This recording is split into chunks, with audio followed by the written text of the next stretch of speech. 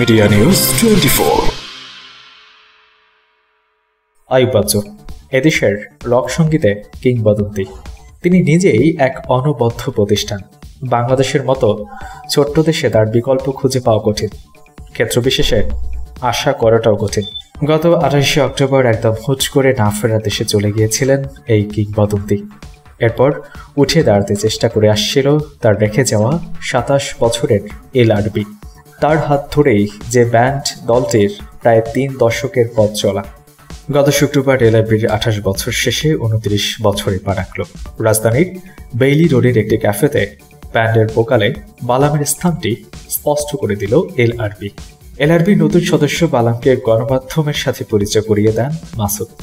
তিনি বলেন, বাচ্চু ভাইয়ের গানগুলো এলআরবির যাত্রাকে ধরে রাখতে আমাদের এই প্রচেষ্টা। বাচ্চু ভাইকে ছাড়া গত 5 মাসে আমরা বেশ কিছু কাজ করে দেখেছি, কিন্তু বসকে ছাড়া এলআরবি চালানো অনেক বড় চ্যালেঞ্জ। ব্যান্ডের সদস্যরা বসে সিদ্ধান্ত নিয়েছি যে ফরম্যাটে এতদিন ব্যান্ড পরিচালিত হয়েছে সেটাই অব্যাহত রাখতে চাই। মাসুদ আশা প্রকাশ করে বলেন, বালাম এবার এলআরবিকে উড়িয়ে নিয়ে যাবে।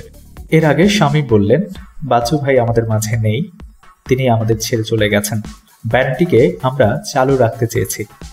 বাচ্চু ভাইয়ের ভালোবাসা নিয়ে এগিয়ে যাচ্ছি আমরা। তার সবকিছুই আমাদের সঙ্গে আছে, তিনি আছেন, থাকবেন আমাদের মাঝে। বালামকে নিয়ে তিনি বলেন, কয়েকদিন ধরেই বালামের সঙ্গে আলোচনা হচ্ছে। গত বৃহস্পতিবার তিনি আমাদের সঙ্গে যুক্ত হয়েছেন। আজ ব্যান্ডের প্রতিষ্ঠা বার্ষিকী উপলক্ষে আনুষ্ঠানিকভাবে আমরা সবাইকে তাকে পরিচয় করে দিয়েছি। বালাম বললেন, বাচ্চু ভাই আমাদের ছেড়ে চলে গেছেন, যদিও আমাদের তা বিশ্বাস করতে কষ্ট হয়।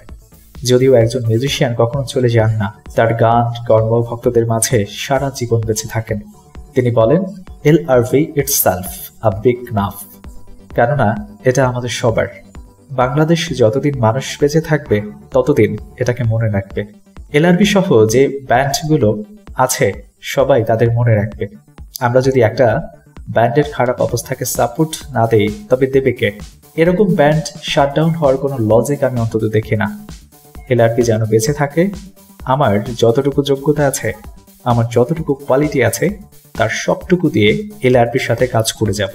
অনুষ্ঠানে এলআরবিকে শুভেচ্ছা জানিয়ে বক্তব্য দেন সুরকার এবং সঙ্গীত পরিচালক এবং ফিডব্যাকের ফুয়াদ নাসের বাবু, বাংলা রিডারের chairman Faisal Mahmud, universal medical college হাসপাতালের ব্যবস্থাপনা পরিচালক ডাক্তার অশিস কুমার চক্রবর্তী সহ আরও অনেকে। আইয়ুব বাচ্চু মারা যাবার পর এলআরবির লিড ভোকালিস্ট নিয়ে অনেক জল্পনা কল্পনা হয়েছে।